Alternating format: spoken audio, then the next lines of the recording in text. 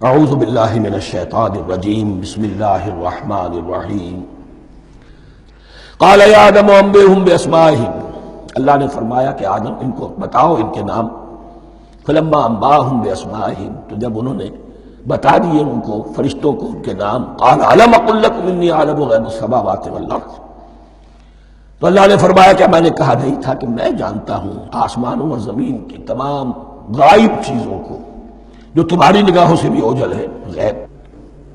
میں ہر شے کا جاننے والا ہوں. وَأَعْلَمُ مَا تُبْدُونَ وَمَا كُنْتُمْ تَكْتُمُونَ، اور میں جانتا ہوں جو کوئی تم ظاہر کر رہے تھے، جو کوئی تم چھپا رہے تھے. چھپانے میں محسوس ہوتا ہے کہ ان کی خواہش یہ تھی کہ خلافت ہمیں ملے. ہم خدام ادب ہیں، ہر وقت تسبیح و تحمید اور تقدیس میں مصروف ہیں، جو حکم ملتا ہے بجا لاتے ہیں. تو یہ خلافت کسی اور مخلوق کو کیوں ملے؟ یہاں صرف یہ اور بتا دوں کہ یہ چونکہ اب ایک تیسری مخلوق کا ذکر بھی بعد میں آئے گا. 3 صاحب تشخص مخلوقات ہیں اللہ کی، صاحب تشخص، صاحب شعور، جن میں میں کا شعور ہے، انا، میں. ایک ملائکہ ہے، ان کی تخلیق نور سے ہوئی ہے. ایک انسان ہے جن کی تخلیق گارے سے ہوئی ہے. ایک جنات ہیں جن کی تخلیق آگ سے ہوئی ہے. باقی حیوانات ہیں، ان میں شعور تو ہے، خود شعور ہی نہیں ہے. Self consciousness, there is a world of difference between consciousness and self consciousness. انسان جب دیکھتا ہے تو اس کو یہ بھی معلوم ہے میں دیکھ رہا ہوں. کتا بلہ دیکھتا ہے، اسے یہ اندازہ نہیں ہوتا کہ میں دیکھ رہا ہوں. دیکھنے کا ایک نتیجہ ہے جو نکل آتا ہے، لیکن میں کا وجود نہیں ہے. یہ انا، سیلف، ایگو، یہ انسان میں ہے، جنات میں ہے، شعور میں، اور فرشتوں میں ہے. ایک نوری مخلوق، ایک ناری مخلوق، ایک زمین کے اس کرسٹ میں یہ جو مٹی اور گارے، مٹی اور پانی کا جو ملغوبہ ہے گارے کی شکل میں، اس سے بنا ہے. قال یا آدم انبئہم باسمائہم فلما انباہم باسمائہم قال الم اقل لکم انی اعلم غیب السماوات والارض واعلم ما تبدون وما کنتم تکتمون وَإِذْ قُلْنَا لِلْمَلَائِكَةِ اسْجُدُوا لِآدَمَ فَسَجَدُوا إِلَّا إِبْلِيسَ. اور یاد کرو جب کہ ہم نے کہا فرشتوں سے سجدہ کرو سب کے سب آدم کو، جھک جاؤ آدم کے سامنے. فسجدوا، ان سب نے سجدہ کیا، الا ابلیس، سوائے ابلیس کے. پہلی بات تو یہ سمجھیے کہ تمام ملائکہ کے سجدے کی ضرورت کیا تھی؟ کیا یہ صرف تعظیماً تھا؟ اور تعظیماً اگر تھا تو کیا آدم خاکی کی تعظیم تھی یا کسی اور شے کی تعظیم تھی؟ مکی صورتوں میں یہ بات 2 جگہ واضح کی گئی ہے. فَإِذَا سَوَّيْتُهُ وَنَفَخْتُ فِيهِ مِن رُوحِي فَقَعُوا لَهُ سَاجِدِينَ. جب میں اس آدم کی تخلیق مکمل کر لوں اور اس میں اپنی روح میں سے پھونک دوں، تب گر پڑنا اس کے سامنے سجدے میں. تعظیم اگر ہے تو آدم خاکی کی نہیں ہے، اس کے اندر جو ڈیوائن ایلیمنٹ ہے، جو ڈیوائن سپارک ہے، جو روح ربانی ہے، میری روح، اس کی ہے. اور نمبر 2، اس کی حکمت کیا ہے، علت کیا ہے، غرض و غایت کیا ہے؟ جیسا کہ میں نے عرض کیا، اس کائنات کی اس حکومت کے کارندے تو وہ ہیں. خلیفہ بنایا جا رہا انسان کو، جب تک یہ ساری سول سروس اس کے تابع نہ ہو، خلافت کیسے کرے گا؟ دیکھیے میں جانا چاہتا ہوں، چوری کرنے کے لیے جانا چاہتا ہوں، راستے میں کتنے فیکٹرز ہوں گے، کتنے فزیکل فینومینا ہوں گے. میں چلنا چاہتا ہوں، میں زمین کو دھکیلتا ہوں، زمین مجھے دھکیلتی ہے. زمین مجھے نہ دھکیلے تو میں کیسے چلوں گا؟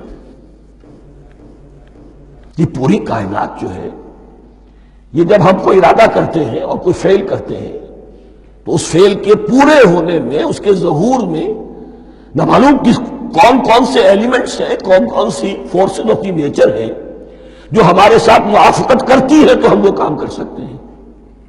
اور ان سب پر فرشتے مامور ہیں، ہر ایک کی اپنی ڈومین ہے. اگر وہ تابع نہ ہوں تو خلافت کی کوئی معنی نہیں. خلافت دی گئی ہے، یہ ادھر جانا چاہتا ہے جانے دو، یہ نماز کے لیے مسجد میں جانا چاہتا ہے جانے دو، یہ چوری کے لیے نکلا ہے نکلنے دو، اس لیے کہ اس کو جو اختیار دیا گیا ہے اس کے اختیار کے استعمال میں یہ تمام جو قوتیں ہیں وہ اس کے ساتھ موافقت کرتی ہیں، تب اس کا کوئی ارادہ وہ اچھا ہو یا برا وہ پایہ تکمیل کو پہنچ سکتا ہے۔ یہ گویا کہ سبارڈینیشن اس کے لیے سمبل کہ تمام فرشتوں کو جھکا دیا گیا۔ البتہ اس آیت میں ایک مغالطہ پیدا ہوتا ہے، الا ابلیس، سوائے ابلیس کے۔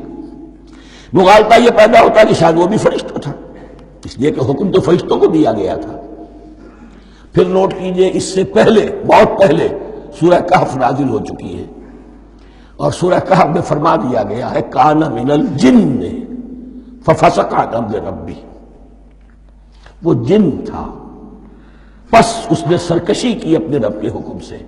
فرشتے کی شان یہ نہیں ہے، وہ اللہ کے کسی حکم کی سرتابی نہیں کرتا۔ لا یعصون اللہ ما امرہم ویفعلون ما یؤمرون، وہ اللہ کے کسی حکم کی نافرمانی نہیں کرتے اور جو حکم ملتا ہے بجا لاتے ہیں۔ یہ جنات کے اندر اختیار تھا، جیسے اختیار انسانوں کو دیا گیا ہے۔ جنات میں نیک بھی ہیں بد بھی ہیں، اعلیٰ بھی ہیں ادنا بھی ہیں، جیسے انسانوں میں۔ لیکن یہ عزازیل جو جن تھا علم اور عبادت دونوں کے اعتبار سے بہت بلند ہو گیا تھا، اور یہ فرشتوں کا یوں سمجھیے کہ ہم نشین، فرشتوں کے ساتھ اس طور سے شامل، جیسے بہت سے انسان بھی اگر اپنی بندگی میں، زہد میں، عبادت میں، نیکی میں ترقی کرے تو ان کا ملائے اعلیٰ کے ساتھ، عالم ارواح کے ساتھ، عالم ملائکہ کے ساتھ ایک رابطہ قائم ہوتا ہے۔ اسی طریقے سے وہ جو عزازیل تھا جن ہونے کے باوجود اپنی نیکی، عبادت، پارسائی اور اپنے علم میں فرشتوں سے بہت آگے تھا، اس لیے معلم الملکوت کی شکل اختیار کر چکا تھا۔ اس کو اپنی زون تھا، یہ بات جیسا کہ میں نے عرض کیا 7 مرتبہ قرآن میں یہ بات آئی ہے، قصہ ابلیس و آدم، کہ فرشتوں کو حکم ہوا کہ سجدہ کرو، سب جھک گئے، ابلیس نے سجدے سے انکار کر دیا 7 مرتبہ۔ یہ 7ویں مرتبہ ہے جو ہم پڑھ رہے ہیں، مصحف میں پہلی مرتبہ آ رہا ہے، ترتیب نزول میں 7ویں مرتبہ آ رہا ہے۔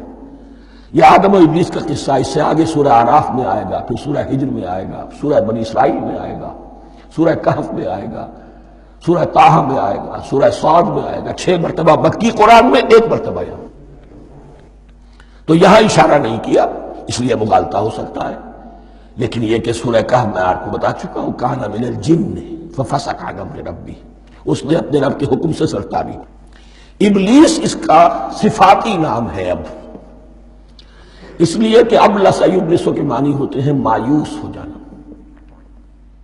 یہ اللہ کی رحمت سے بالکل مایوس ہے، اور مایوس جو ہو جائے وہ شیطان ہو جاتا ہے۔ اب میرا تو چھٹکارا نہیں ہے، جتنوں کو برباد کر سکوں کروں، میری تو عاقبت خراب ہو چکی ہے، جتنوں کو اپنے ساتھ، ہم تو ڈوبے ہیں سنم تم کو بھی لے ڈوبیں گے۔ اب وہ شیطان اس معنی میں کہ انسان کی عداوت اس کی گھٹی میں پڑ گئی، اس نے اللہ سے پھر اجازت ملی کہ مجھے مہلت دے دے یوم یبعثون، قیامت تک کے دن کے لیے، تو میں ثابت کر دوں گا کہ یہ آدم اس رتبے کا حقدار نہ تھا، مستحق نہ تھا جو اسے دیا گیا۔ انا خیر منہ، میں اس سے بہتر ہوں، خلقتنی من نار وخلقتہ من طین، تو نے مجھے آگ سے بنایا، اسے گارے سے بنایا۔ لیکن یہ تکبر ہے در حقیقت کہ جس نے اسے راندہ درگاہ حق کر دیا۔ وَإِذْ قُلْنَا لِلْمَلَائِكَةِ اسْجُدُوا لِآدَمَ فَسَجَدُوا إِلَّا إِبْلِيسَ أَبَىٰ وَاسْتَكْبَرَ، ابا اس نے انکار کیا، واستكبر اور تکبر کیا، استکبار کیا، وَكَانَ مِنَ الْكَافِرِينَ۔ کانا عربی زبان میں 2 طرح کا ہوتا ہے، تامہ، ناقصہ۔ ایک معنی یہ ہو سکتے ہیں کہ ہو گیا، اب اپنے اس استکبار اور انکار کی وجہ سے کانا من الکافرین، وہ کافروں میں سے ہو گیا۔ ایک کانا تامہ ہوتا تھا ہی کافروں میں سے، یعنی اس کے اندر سرکشی چھپی ہوئی تھی، اب ظاہر ہو گئی۔ یہ معاملہ ہوتا ہے، کسی شخص کی بدنیتی اس کے اوپر پردے پڑے رہتے ہیں نیکی کے، زہد کے، کسی خاص وقت میں آ کر وہ ننگا ہو جاتا ہے، اور جو اس کے اندر تھا اصل اس کی حقیقت وہ سامنے آ جاتی ہے، اس کا امکان ہے۔ تو دونوں معنی اس کے ہو سکتے ہیں۔ صدق اللہ العظیم۔